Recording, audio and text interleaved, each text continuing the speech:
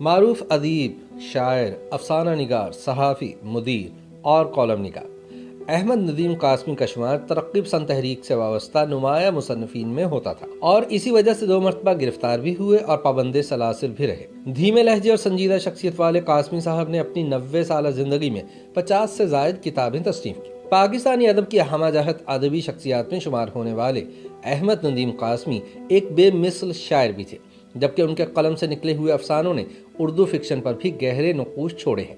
شاعری کو اپنا پہلا عشق ماننے والے قاسمی کے الفاظ کی بے ساختگی نے ادب کی دنیا میں کبھی نہ مٹنے والے نقوش چھوڑے ہیں۔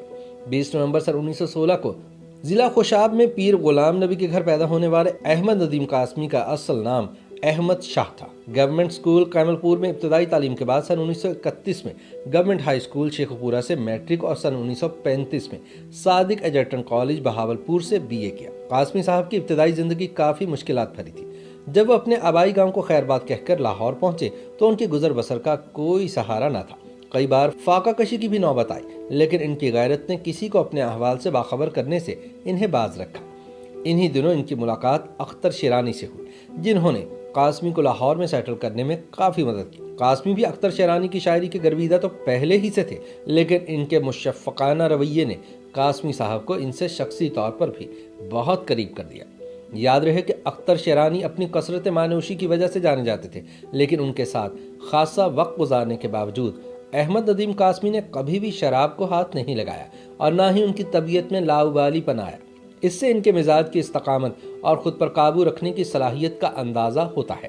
انہی دنوں احمد ندیم قاسمی کی ملاقات امتیاز علی تاج سے ہوئی، جنہوں نے انہیں اپنے ماہانہ رسالے پھول کی ادارت کی پیشکش کی، جو قاسمی نے قبول کر لی۔ پھول بچوں کا رسالہ تھا۔ اس کی 1 سالہ ادارت کے زمانے میں قاسمی صاحب نے بچوں کے لیے بہت سی نظمیں لکھی جو بے حد مقبول ہوئیں۔ قاسمی صاحب کی شاعری کی ابتدا سن 1931 میں ہوئی، جب مولانا محمد علی جوہر کے انتقال پر ان کی پہلی نظم روزنامہ سیاست لاہور کے سر وقت پر شائع ہوئی۔ قاسمی نے لفظوں کی بے ساختگی سے ادبی دنیا میں انمٹ نقوش چھوڑے۔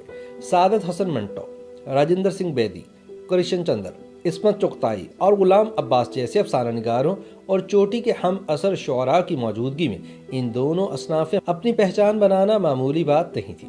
ان کی نظم نہ محبت نہ صباحت فانی، یہ سمندر ہیں صدا طوفانی کو روبینہ بدر نے نہایت خوبصورت انداز میں گا کر لافانی بنا دیا ہے۔ احمد ندیم قاسمی کی غزلیں ایک نئی کیفیت سے دوچار کرتی ہیں تو ان کی نظمیں بھی پڑھنے والوں پر سوچ کے نئے دریچے کھول دیتی ہیں۔ شاعری احمد ندیم قاسمی کا پہلا عشق تھی۔ لاتعداد خوبصورت غزلوں اور نظموں کے خالق ان کے کچھ اشعار تو اس قدر زبان زدے خاص و عام ہیں کہ انہیں ضرب المثل کی حیثیت حاصل ہوئی، جیسا کہ کون کہتا ہے کہ موت آئی تو مر جاؤں گا، میں تو دریا ہوں سمندر میں اتر جاؤں گا۔ احمد ندیم قاسمی کا انتقال 10 جولائی سن 2006 کو 90 برس کی عمر میں مختصر علالت کے بعد حرکت قلب بند ہو جانے سے لاہور میں ہوا۔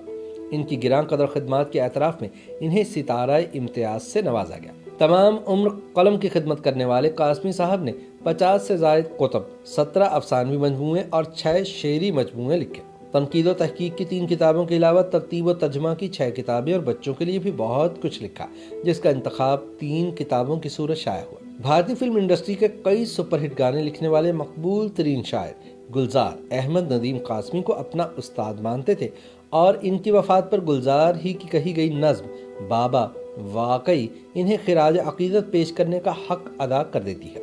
گلزار کہتے ہیں کہ حواس کا جہان ساتھ لے گیا، وہ سارے بادبان ساتھ لے گیا، بتائیں کیا وہ آفتاب تھا کوئی، گیا تو آسمان ساتھ لے گیا، کتاب بند کی اور اٹھ کے چل دیا، تمام داستان ساتھ لے گیا، میں سجدے سے اٹھا تو کوئی بھی نہ تھا، وہ پاؤں کے نشان ساتھ لے گیا۔ YouTube پر گوگلی نیوز دیکھنے کے لیے youtube.com کی سرچ بار میں گوگلی نیوز TV ٹائپ کریں۔ گوگلی نیوز کے پیج پر سرخ رنگ کے سبسکرپشن والے بٹن پر کلک کرنا نہ بھولیے۔ YouTube پیج پر اپلوڈ ہونے والی ویڈیوز سے باخبر رہنے کے لیے بیل آئیکن پر کلک کیجیے۔ آپ کو ہر نئی ویڈیو کے بارے میں نوٹیفیکیشن موصول ہو جائے گا۔